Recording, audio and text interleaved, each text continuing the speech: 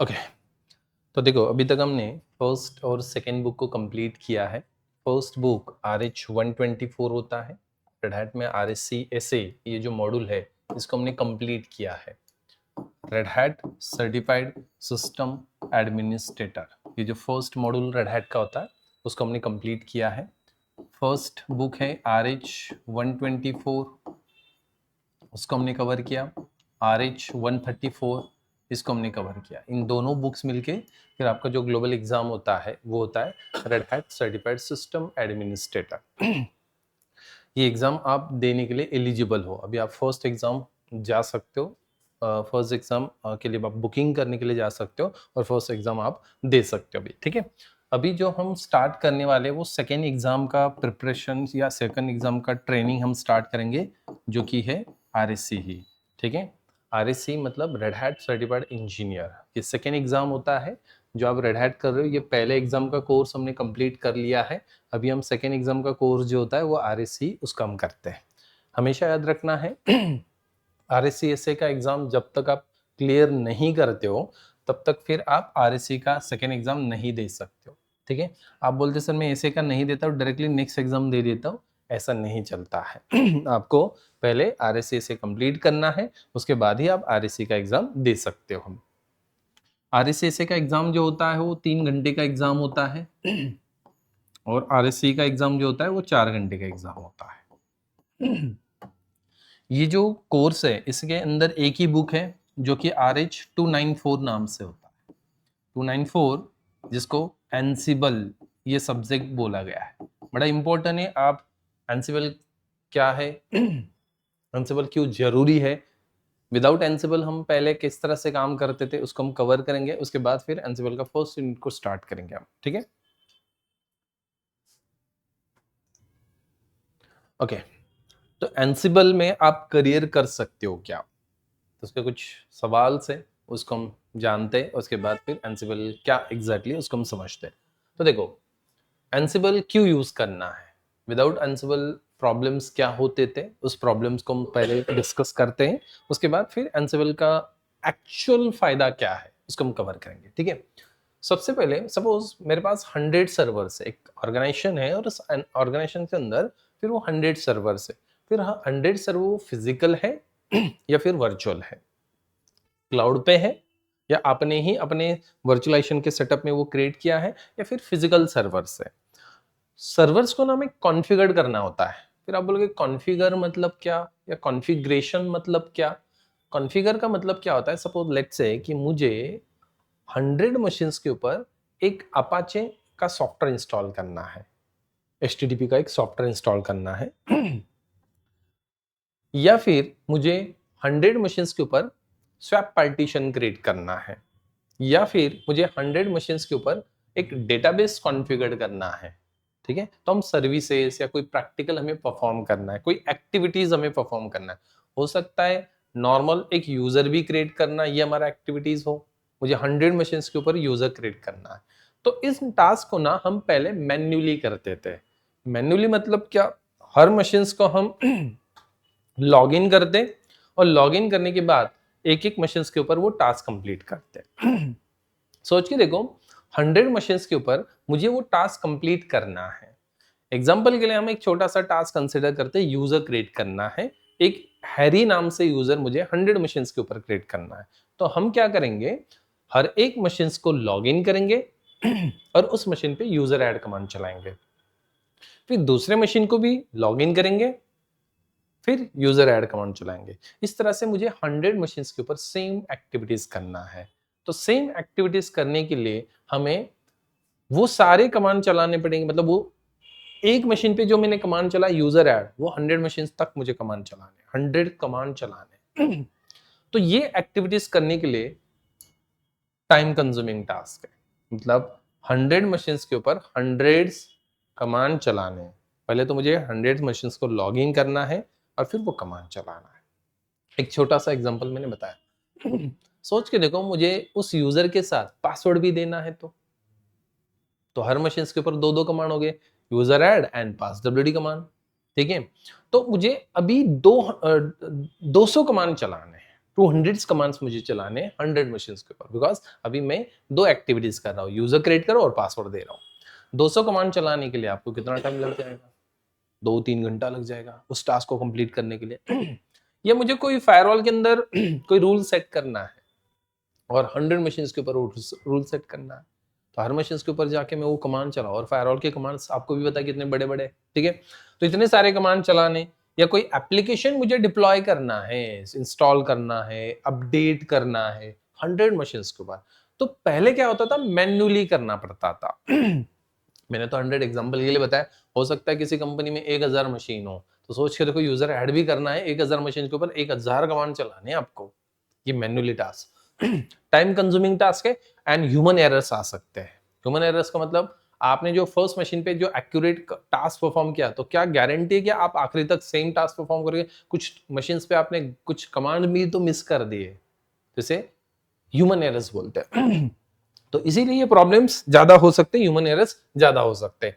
तो application deploy करना है, कोई सॉफ्टवेयर इंस्टॉल करना है हंड्रेड्स ऑफ मशीन्स के ऊपर, तो पहले हम मैन्युअली ही परफॉर्म कर देते, बट एंसिबल के थ्रू हम ये ऑटोमेट कर सकते हैं। तो एंसिबल बोलता है आपको ये टास्क मैन्युअली करने की जरूरत नहीं है, आपको 100 कमांड चलाने की जरूरत नहीं है, आप खाली एक कमांड चलाओ और 100 मशीन्स के ऊपर वो कॉन्फ़िगर कर दो। मतलब मैं ऐसा बोल रहा हूँ कि एक कमांड चलाया, 100 मशीन्स पे यूजर क्रिएट हो गया। पहले तो मुझे 100 कमांड चलाने पड़ते थे, लॉगिन करना पड़ता था उसको, और यहाँ पे एक कमांड में हम 100 मशीन्स को क्रिएट कर सकते हैं, ठीक है, एंसिबल के थ्रू। तो वही है एंसिबल, ऑटोमाइजेशन करने के लिए होता है, मतलब घंटों के काम आप मिनटों में कर सकते हो, ठीक है। इसको क्यों सीखना है स्टूडेंट्स के लिए, एंसिबल इतना इंपॉर्टेंट क्यों है? बिकॉज देखो, हर चीज अभी आईटी में ना ऑटोमेशन पे जा रही है। अभी वो मैन्युअली वर्क नहीं रहा, या फिर मैन्युअली हार्ड वर्क ये भी नहीं चाहिए, उनको स्मार्ट वर्कर चाहिए, जो कि स्मार्ट काम करे, ठीक है, जो कि 2-2 घंटे से 3-3 घंटे से आप वो काम करे, वही एंसिबल वाला इंजीनियर कुछ ही मिनट्स में कर देगा एंसिबल के। तो वैसे मैंने वो एग्जांपल बताया 100 मशीन्स को, जो आपको सेटअप बनाना है, कोई अपाचे सर्वर कॉन्फ़िगर करना है, चलो एलवी क्रिएट करना है, एलवी क्रिएट करने के लिए आपको 10-10 कमांड चलाने हैं, तो हर मशीन्स के ऊपर 10 कमांड चलाओगे, 100 मशीन्स के ऊपर कितने कमांड चलाने हैं आपको? इतने सारे कमांड चलाने के लिए कितना टाइम लग जाएगा? और यहाँ पे एंसिबल इंजीनियर 1 ही मिनट के अंदर वो परफॉर्म कर सकता है। जहाँ पे आपको 2-2 3-3 घंटे लग रहे हैं, ये 1 मिनट में वो टास्क परफॉर्म कर सकता है। छोटा सा एक प्रोग्राम लिख लिया, प्रोग्राम को पुश कर दिया 100 मशीन्स के ऊपर, और ये भी सेंट्रलाइजली, मुझे किसी मशीन को लॉग इन नहीं करना है, मैन्युअली नहीं, खाली मैं एक कमांड चलाऊंगा सर्वर पे और सारे मशीन्स के ऊपर वो टास्क कंप्लीट हो जाएगा। इस तरह का एंसिबल है। तो एंसिबल ये ऑटोमेशन टूल है। आरएससी के लिए ये कंपलसरी है। आरएससी मतलब रेड हैट सर्टिफाइड इंजीनियर, जिसका हम कोर्स कर रहे हैं, ठीक है। डेवऑप्स रोल, डेवऑप्स के लिए सबसे बड़ा रोल एंसिबल का है, डेवलपमेंट एंड ऑपरेशन, जिसको हम डेवऑप्स बोल रहे हैं ना। तो अब आगे डेवऑप्स करोगे ना, तो आपका एंसिबल बड़ा इंपॉर्टेंट होता है। एंसिबल चाहिए ही चाहिए, बिकॉज ऑटोमेशन करने के लिए आपको एंसिबल चाहिए। इवन आप क्लाउड ऑटोमेशन पे काम कर सकते हो एंसिबल के थ्रू, बड़ा डिमांड है एंसिबल का। देन कुबरनेटिस ऑटोमेशन कर सकते हो, जब आप आके कुबरनेटिस, डॉकर, क्लाउड सीखोगे ना, तो उस इस सब्जेक्ट को या इस टूल को आप वहां पे भी यूज कर सकते हो अपने स्मार्ट वर्क करने के लिए। एंसिबल ये हाई डिमांड है, देखिए इसके स्किल का बहुत डिमांड है, मतलब सारे लोग, अभी ये नया है, नया मतलब ऐसा नहीं कि आ जाए, ऐसे तो एंसिबल को 2012 से इंट्रोड्यूस किया गया, बट देखा जाए तो सिलेबस में अभी कुछ 2-3 साल पहले ही आया है, तो डिमांड में है। हाई सैलरीज मिलता है जब आपके पास एंसिबल और एंसिबल का सर्टिफिकेशन होता है, मतलब आरएससी का सर्टिफिकेशन होता है। सेकंड तो रेड हैट में आपको मिलता है, आईबीएम में मिलता है, टीसीएस, ये सारे कंपनीज वहां पे यूज करते हैं। इंडस्ट्रियल स्टैंडर्ड ऑटोमेशन टूल है ये। इंडस्ट्रियल में ये टूल ऑटोमेशन के लिए सबसे ज्यादा यूज किया जाता है। पहले पपेट नाम से टूल यूज होता था, बट अभी ये पपेट से ही आगे चला गया है, और ये इजी है समझने के लिए। पपेट से समझना है, पपेट नाम का जो टूल था उससे भी इजी है। एंसिबल ने बूम कर लिया है, इसीलिए हर कंपनी अभी सेटअप में एंसिबल ही यूज करता है, बिकॉज कॉन्फ़िगरेशन करना बड़ा इजी होता है, ठीक है। तो इंडस्ट्रियल डिमांड है, वेरी हाई डिमांड है इसके लिए। कंपनी जैसे कौन कौन यूज करता है, रेड हैट यूज करता है, आईबीएम यूज करता है, अमेजॉन यूज करता है, इन्फोसिस, टीसीएस, इन कंपनी में ये सारे ऑटोमेशन कर रहे हैं। ये तो मैंने बड़े बड़े कंपनीज बताया, अभी छोटे ऑर्गेनाइजेशन में भी आप देखते हो तो अभी एंसिबल के ऊपर जा रहे हैं, बिकॉज ये ऑटोमेशन करके देता है। इतने सारे सर्वर्स को मैन्युअली कॉन्फ़िगर करना करते थे पहले, बट आज मैन्युअली कॉन्फ़िगर करना एक टाइम कंज्यूमिंग टास्क और ह्यूमन एरर्स, मतलब गलत कॉन्फ़िगरेशन हो सकता है। हर मशीन पे सेम सेटअप तो आप नहीं बना सकते हो। कभी आपने 10 मशीन तक तो सेटअप सही बना लिया, बट किसी का फ़ोन आ गया, आपका मूड चेंज हो गया, तो नेक्स्ट मशीन तो आपने गलत कॉन्फ़िगर कर दिया। हो सकता है, ह्यूमन एरर्स इसी को हम बोलते हैं, ठीक है?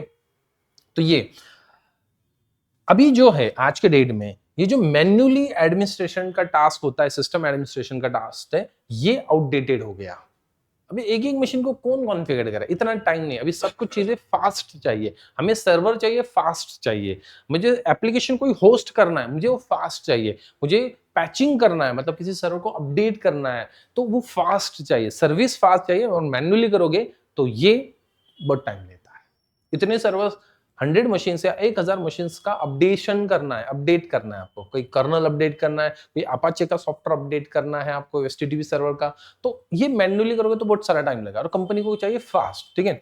तो ये आउटडेटेड हो गया। अभी जो मैन्युअली ये काम करना है, ये अभी आउटडेटेड होगा। कुछ साल में तो देखो सब कुछ ऑटोमेशन होगा, और उसके लिए आप प्रिपेयर्ड चाहिए, मतलब आपको वो पता होना चाहिए, एंसिबल टूल या इस तरह के टूल। तो एंसिबल ये ऑटोमेशन करता है, तो automation engineers are in demand. आज के केस में ऑटोमेशन इंजीनियर्स का डिमांड है बहुत सारे कंपनी में। जैसे कि रेड हैट खुद हम देखते हैं, तो एंसिबल इंजीनियर्स उसको चाहिए, जो कि जो काम वो बंदा 2 घंटे से कर रहा है, आपने 2 मिनट में कर दिया वो टास्क, ठीक है? हाँ, इसके लिए आपको उसको सीखना पड़ता है, इसीलिए रेड हैट ने इसको कोर्स में इंट्रोड्यूस किया गया। नहीं तो पहले तीसरा जो बुक होता ना, थर्ड बुक, वो सर्वर कॉन्फ़िगरेशन होता था, जहाँ पे आपको सर्वर्स कॉन्फ़िगरेशन पढ़ाया जाता था। बट अभी ये डिमांड में है, तो उसको अभी सेकंड थर्ड बुक के अंदर उसको ऐड किया गया, और उसका एग्जाम भी आरएससी नाम से दिया गया। सैलरी देखा जाए तो लिनक्स एडमिन, जो कि आप सिर्फ लिनक्स बेस्ड काम करते हो, तो लिनक्स एडमिन इंडिया के अंदर एवरेज पैकेज लेता है 3 से 5 लाख तक एनुअल, ठीक है? देन एंसिबल वाला, डेवॉप्स इंजीनियर वाला 6 से 15 तक जा सकता है। ऑटोमेशन इंजीनियर्स जो कि एंसिबल, तो 8 से 18 तक आप जा सकते हो, ठीक है? हाँ, शुरुआत में नहीं, शुरुआत में ये सब कुछ सैलरी शुरुआत वाले नहीं है, फ्रेशर से नहीं। आप पूना, मुंबई बाहर ट्राई करते हो, तो हो सकता है आपको 3 से 5 लाख में शुरुआत में ही मिल जाए। बट जैसे-जैसे आपका एक्सपीरियंस होता है, आप एंसिबल में थोड़ा मास्टर होते हैं, तो इस तरह से आपको सैलरी मिलता है। और क्लाउड इंजीनियर्स, तो ये तो 10 के ऊपर ही चल रहा है। क्लाउड इंजीनियर, एंसिबल, जिसको हम डेवऑप्स वगैरह बोलते हैं, तो ये सब कुछ आप करते हो, तो उसके अंदर आपको चाहिए क्लाउड तो आना ही चाहिए आपको। विदाउट क्लाउड तो आज के डेट में भी कुछ नहीं होगा। और क्लाउड को भी मैनेज करने के लिए एंसिबल टूल चाहिए। ये एंसिबल, ये लिनक्स, ये क्लाउड, ये डॉकर, ये कुबरनेटिस, हालांकि ये अलग अलग सब्जेक्ट है, बट ये एक ही है, मतलब एक साथ ही काम करना होता है उसके ऊपर हमें, ठीक है? क्लाउड पे हम सर्वर ही इंस्टॉल करते हैं, लिनक्स। अभी लिनक्स सर्वर को कंट्रोल मैनेज करना है, मल्टीपल मशीन्स को मैनेज करना है, तो उसके लिए एंसिबल आ गया, ठीक है? ऐसा तो अलग अलग सब्जेक्ट है, बट ये एक साथ हमें उसके ऊपर काम करना पड़ता है। तो ये सैलरी है। कौन कर सकता है? कोई भी कर सकता है। हाँ, खाली लिनक्स आपको अच्छा खासा आना चाहिए। इसके अंदर प्रोग्रामिंग है, बट प्रोग्रामिंग बड़ा इजी है। ह्यूमन रीडेबल सिंटैक्स है इसके अंदर, मतलब आप उसको समझ सकते हो। सी लैंग्वेज भी नहीं आपको आता है, प्रोग्रामिंग लैंग्वेज में जो सबसे पहला लैंग्वेज होता है, वो भी नहीं आता, कोई जरूरत नहीं है। आप इसको सीख सकते हो। क्या आना चाहिए? आरएससी ऐसे जो मैंने पढ़ाया, वो अच्छा खासा आना चाहिए। जितने भी टॉपिक्स है वो पता होना चाहिए, ठीक है? एलवीएम पता होना चाहिए, स्वैप पार्टीशन। क्यों? बिकॉज यहाँ पे मैं जब एलवीएम आपको प्रोग्राम के थ्रू करके बताऊंगा, तो आपको वो पुराना मेथड पता होना चाहिए। यार, हम पहले कितने कमांड चलाते थे, हार्डवर्क कैसे करते थे, और ये स्मार्ट वर्क है, तो ये कंपेयर करने के लिए आपको पता होना चाहिए, उसके स्टेप्स आपको पता होना चाहिए। तो एंसिबल कोई भी नहीं कर सकता। एंसिबल सीखने के लिए पहले आपको लिनक्स आपको आना चाहिए, तब जाके आप एंसिबल सीख सकते हो, ठीक है? प्रोग्रामिंग नहीं आता है तो भी चलेगा। यहाँ पे कोई एजेंट वगैरह नहीं, कोई सॉफ्टवेयर वगैरह आपको इंस्टॉल नहीं करना है, खाली एसएसएस सर्विस चाहिए होता है, जो कि बाय डिफॉल्ट हर एक सिस्टम के अंदर होता है। सिंपल यामल लैंग्वेज है, यामल लैंग्वेज है, जिस तरह से सी लैंग्वेज होता है, जावा लैंग्वेज होता है, उसी तरह से at another markup language YAML stand for. तो ये एक लैंग्वेज है जो कि ह्यूमन रीडेबल स्ट्रक्चर फॉर्मेट में होता है, ठीक है? तो एंसिबल आज के डेट में बूम कर रहा है। वैसे तो ये 2012 से इंट्रोड्यूस किया था माइकल डेहान, जो कि उसका फाउंडर है, उसने ये बनाया था 2012 में। बट आज मार्केट अभी ऑटोमेशन के ऊपर जा रहा है, हर चीज हमें अभी ऑटोमेशन हो रहा है, और एआई और इसकी मदद से और ऑटोमेशन के ऊपर हम जाने वाले। इसीलिए ये टूल्स हमें पता होने चाहिए। डेवऑप्स इंजीनियर के लिए इंपॉर्टेंट एंसिबल भी है। ऐसा नहीं कि एंसिबल मतलब डॉकर कुबरनेटिस इंपॉर्टेंट है। डॉकर कुबरनेटिस की जो मशीन्स होते हैं, मतलब वहाँ पे भी ऐसे पॉड्स होते हैं, छोटे-छोटे मशीन्स होते हैं, उनको भी कंट्रोल मैनेज इस एंसिबल टूल के थ्रू किया जा सकता है, ठीक है?